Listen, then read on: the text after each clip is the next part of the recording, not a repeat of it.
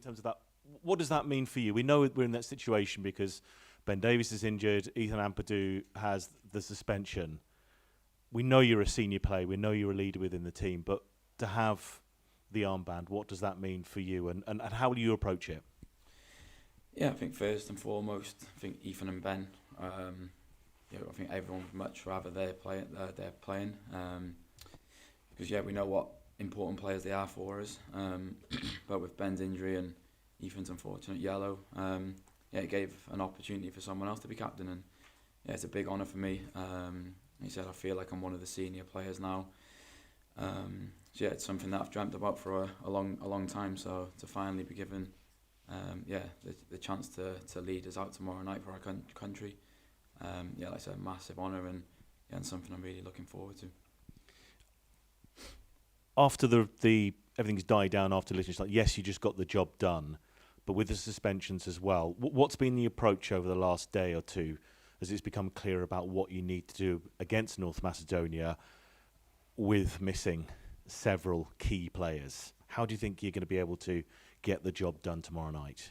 Yeah, I think with the Liechtenstein game, I think even if we'd won 3, 4 or 5, I think we had to win 6-0 for it to change kind of our job on Tuesday night. So, although we would have liked to have scored more that game, I feel like that hasn't changed Tuesday night's approach at all. We go into every game to try and win, and that'll be no different on Tuesday. And we know the win will get us that second place in the group that we really want, and will give us a better chance come March. And in terms of, it's eight game qualifying campaign, 7 done. It's the last 90 minutes. Is this kind of the scenario that was the most planned for? Secure second spot, get the home semi-final playoff. And also, what do you perhaps need for those little marginal games? You have the home support. Can you explain maybe how a crowd can help in the moments when it's needed?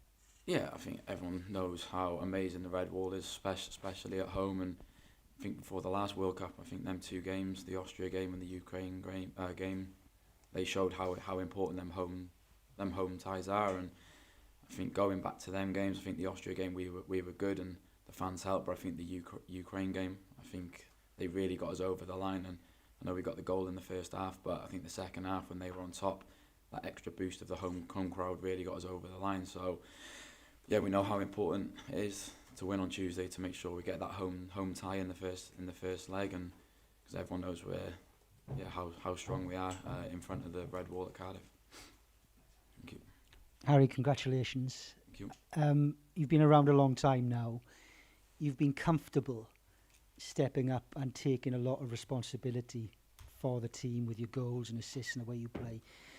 Is this just a next natural step for you? Yeah, like you said, I feel like I am one of the senior players now. I feel like that changed very quickly. I felt I went from one of the younger ones to one of the older ones really fast. But I think with the number of caps I've got now, the number of big games I've played in, I'd like to think I'm one of the leaders in the group. Like I said, it's a great honour. Like I said, I'd much rather Ben and Ethan be playing, but it's up to me tomorrow night to lead the boys out. We know what our job is, and that's to get the win. And like I said, it's up to me to make sure I lead us in the right way and make sure we get that win. Are you itching to get out there? Because this campaign, you missed the first couple of games with that injury. There's been a suspension. Just haven't had the momentum, perhaps like you did in the Nations League campaign. Yeah, you're right. It has been frustrating. I think especially the March games because I was coming to the end of the injury, but it came probably 10 days or 2 weeks too soon. So that was really disappointing to miss that one. And then I felt I had a really good summer camp. Them 2 games, so managed to get a goal in both. And I feel like this suspension, it's kind of it said stop that momentum a bit. But that happens. I think the two yellow cards over an 8-game group isn't a lot really, especially the way yellow cards are given out these days, and I feel like we've been punished for that with this game coming as well. But that's the rules. I'm itching to get out there tomorrow to lead the boys out and hopefully get that win. And finally, Harry, having been named captain, I just wanted to check, 12 years on since your debut and proving right the prediction that you would go on to play for your country, was there also a side bet that you would one day grow up to captain your country? Yeah, you say 12 years, it's absolutely crazy that. it's been 12 years already, and see, like from that first camp, I had a few years out.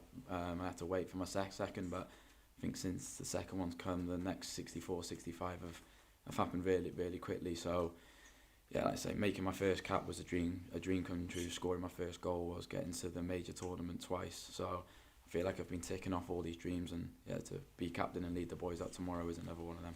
No extra winnings though. No, really not. Okay. Lawrence? Hey Harry, congratulations.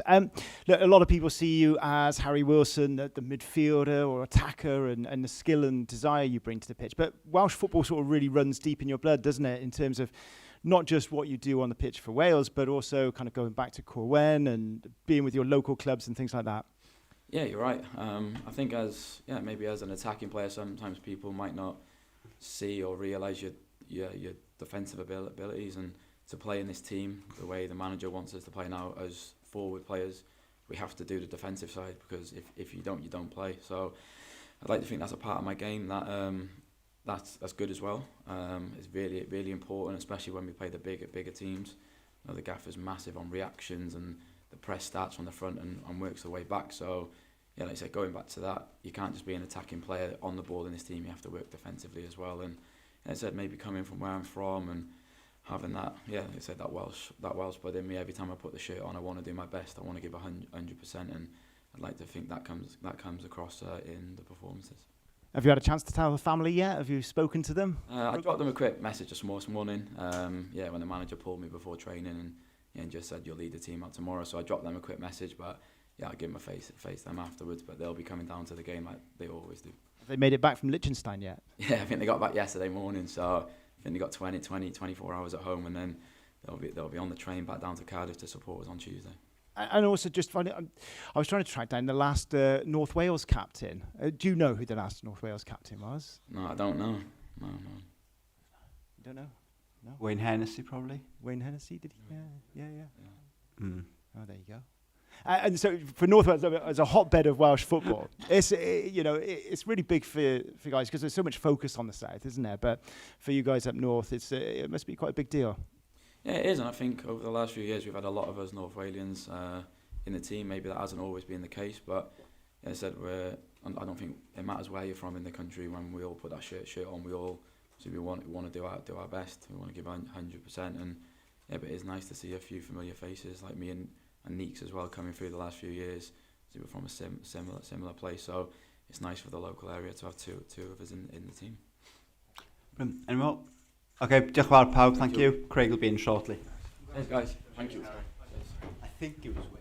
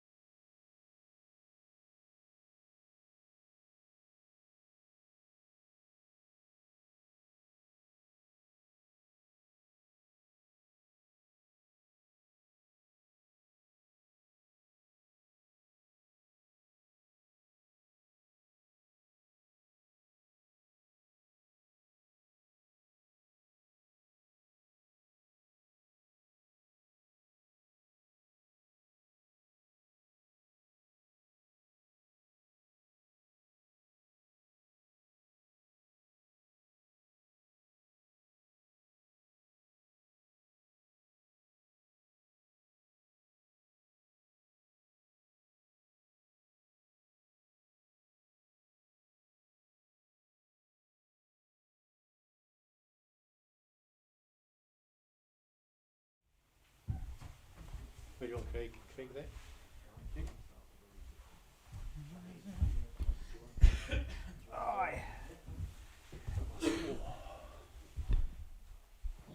How are you? Okay.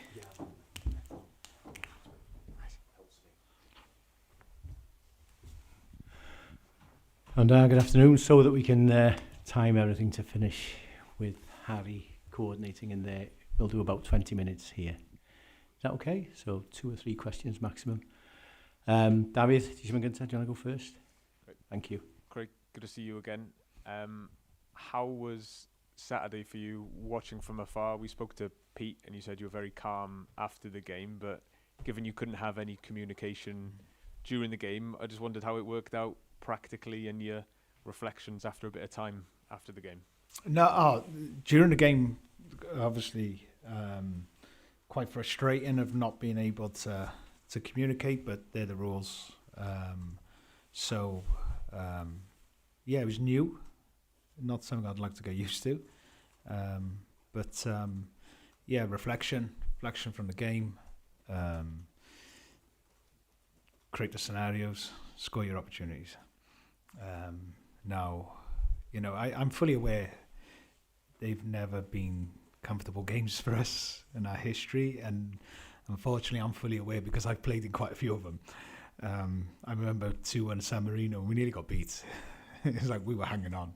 And also, like, look, even when I watch England against Andorra 1-0 away, you know what I mean? You need to score. You need to score early, and then the gaps are open. You want more goals.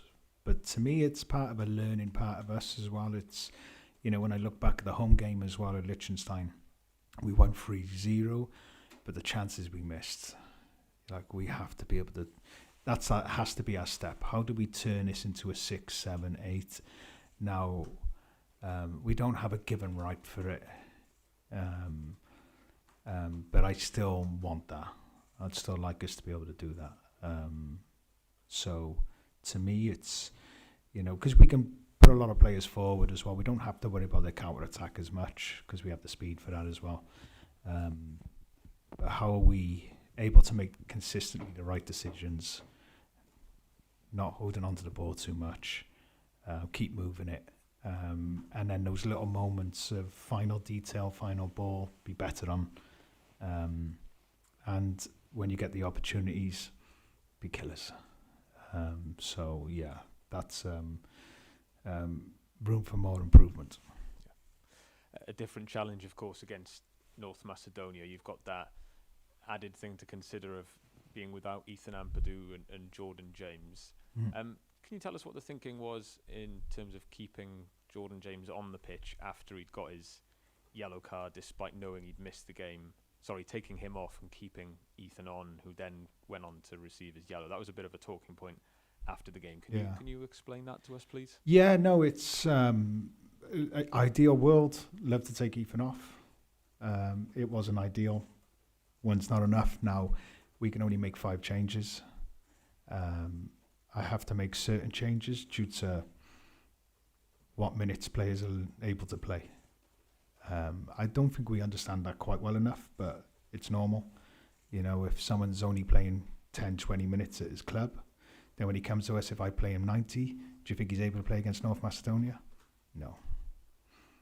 The load's too much. So you have to have a view, but also games sometimes, but I'd like to have got him off, but then I have to move at the moment. How am I going to use this player? How am I going to use that? So you try and be, with the load, which players you bring off, which players you don't.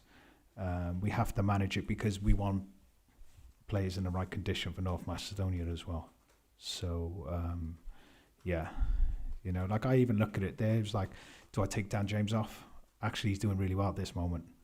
But if I keep him on any longer, I take him out of North Macedonia. So sometimes you've got to be, as frustrating as it is, but I've dealt with periodization long enough as a player myself, and I completely buy into it. So, yeah, I have to do it. Understood. And then looking ahead to that game, you've talked about midfield as an area where Wales lack options in general. We've seen Harry Wilson play a bit deeper in the past. You've said he can play all manner of positions. What's in your mind in terms of potential solutions given those 2 yellows? No, listen, it's not the first time I haven't had Ethan Ampadu. What am I on? This could be my 16th game now, coming up. I think I've only had him for about 6, I think. So we've got used to not having Ethan. It's not a problem. I say it's not a problem. We like him. I prefer to have him. But we have 1 or 2 replacements, not quite in that profile, but with the type of game North Macedonia will be, it suits as well 1 or 2 of the players we have in that area. So I like players being flexible. I feel you have to be now in this day and age. That's me personally. You need to be able to play 4 or 5 different positions, but understand different roles, understand what's required for you with and without the ball. So we've really tried to accelerate that as well in our time, especially in my time being in this. I like players being flexible. I like them being able to move different positions, because a country like ourselves, we need that. The more flexible we are, the more the better opportunities we have then of being able to win games, and hopefully at the end of winning games be able to qualify. Yeah, thanks. Hey, Craig. Game 8, the qualifying campaign. Was this scenario the one you believed was most likely? I know you have to plan for multiple options, but was this the scenario you believed was most possible? It would come down to game 8. It's in your hands for that second place. I prefer a top spot, yeah. But no, I got to be honest. I sort of leave the later scenarios and the Nostradamus stuff and all that to you guys. I don't get involved in it. I literally game by game by game. How do we win this game? Okay. How do we win the next game? How do we win the next game? I always look at it 1 game at a time, of being able, what's going to give us the best opportunity to be able to play this game and win. Now, a nice part of this role as well, that you have a couple of days, because we don't have a period, like it's literally 2-3 days time. You're playing straight away. So whatever traveling you're doing, straight away. I think it goes up. It goes more games now. I think that's going to be, the bigger nations are controlling this. They're running it. Because it suits them, you know. For us, we have to be able to be flexible, use players. I like the fact that we got something on this game. I like the fact that Liechtenstein, we had something on that game. Belgium, we had something on that game. Because it's a new experience for me, because when I was playing, last 3-4 games, I had nothing to play for. So this is quite nice. In terms of the environment of tomorrow night, I've read so much from so many sports people about the marginal gains, those 1%ers. If you believe in those kind of things, can you try and explain what being at home, how that can actually practically help you tomorrow? Packed stadium, under lights, the experience of the players, the crowd being in this situation before. How can that practically be those little 1%ers? No, it's always a big help. Playing at home in any sport's a big help. Now tomorrow as well, there's as much. Listen, we know we need to win, of course, but we have to be patient as well, and that's the key. And also, because North Macedonia do defend deep, it's. They're happy to not have possession, but they do have counter-attack ability. So when you bring Almas, Badi, these players live for the counter-attack. So we always have to be aware of that,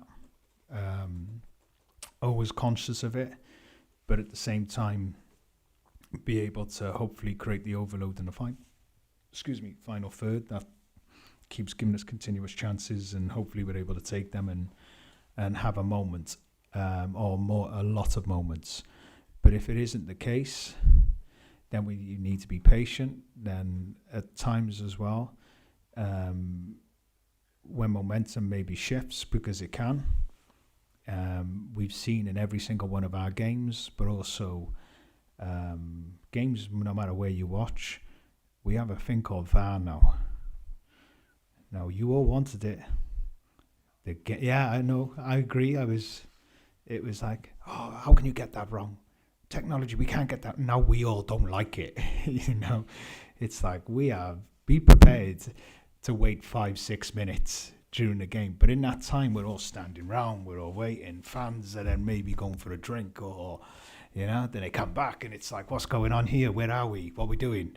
They're the moments we really... and this is not just our team, every team. It's like, this is part of our game now. This is not going away. And it's going to eat up the game. Certain moments. So if it's going momentum for us and then maybe it turns, we need to recognise that, not just as players, but myself as staff, but also the fans as well. Recognise the moments. Recognise when we need you the most. Now, last 10 minutes, we always need supporters, of course, and they're very good at that. But can we really be clued on during the game as well? And that's, that to me, we do this together. Do you understand? It's like, we haven't actually done all right for the next, last 5 or 6. We need you. You know what I mean? But also, I'm fully conscious, and I feel like I'm just talking nonsense now, that we have to give them something to do as well. We have to give them something to cheer about. Lawrence? Hey, Craig. Listen, I know you don't put a lot of sway on captaincy as such, but for Harry, for him, what was it that made you kind of go to Harry? You've talked glowingly about him in terms of a player, and I think you even said better than you thought he was when you got to see him up close. What was it that made you feel that he should be the captain tomorrow? No one else.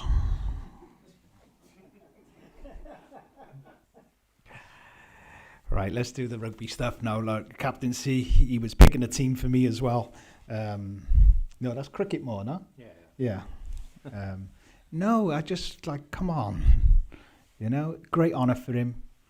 And that's the thing, it's a huge honour for him, isn't it? It is, and but you know what the biggest honour is? winning tomorrow. No, Playing for Wales. playing for Wales. Putting on that shirt, whether you've got an armband on you or not, putting on that shirt is the greatest honour. Nothing beats that. Now, these are nice little bonuses, but I don't hold any real level of importance and extra bit to it. I understand what people, you know, that might hold you be able to say you Captain Wales, but honestly, how many times did I play for Wales? I think it was 76, 78? I think 78, yeah? How many times was I captain? I couldn't tell you. Not bothered. But 78 times. I hope I got that right, though. 19 goals. Yeah, that was more important to me, honestly. And maybe I'm the wrong coach to answer these type of questions for you. But I really don't, honestly. To represent your country and ask from anyone, that's the biggest honour.